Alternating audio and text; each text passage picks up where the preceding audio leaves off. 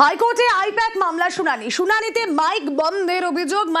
অভিযোগ ইডি আইনজীবীর। প্রতি মুহূর্তে আমার মাইক বন্ধ করা হচ্ছে। কি কথা হচ্ছে সেখানে, কি সওয়াল জবাব চলছে জানবো। অনুপ প্রতিনিধি রয়েছেন সঙ্গে। অনুপ,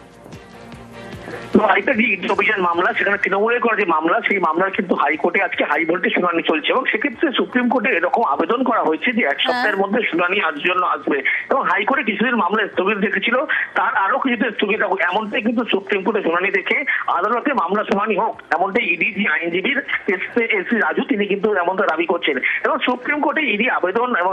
তাদের জানা নেই, আমাদের কোনো ক্যাবিনেট নেই এমনটা তিনি দাবি করছে, আমি নথিভুক্ত হোকি, আমার আবেদন শুনানি হোক এবং তৃণমূলের আইনজীবীর পক্ষ থেকে এমনটা দাবি করা হচ্ছে এবং প্রতি মুহূর্তে বলা হচ্ছে আমার মাইক বন্ধ করে দেওয়া হচ্ছে অতিরিক্ত সলিসিটর জেনারেল দেশের তিনি এবং এই আমি ইডি এবং কেন্দ্রীয় সরকারের আইনজীবী এভাবে আমাকে বাধা দেওয়া হচ্ছে কেন, এমনটাই কিন্তু তিনি আদালতের কাছে এমনটা জানতে চায় এবং এস রাজু তিনি কিন্তু একেবারে প্রকাশ্যে দেখাচ্ছেন যে যখন এই শুনানি পর্ব চলছে তার যে মাইক বারবার বন্ধ করে দেওয়া হচ্ছে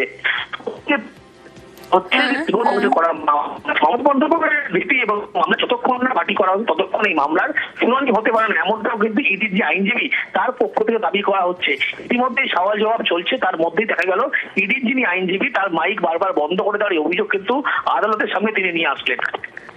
ওকে।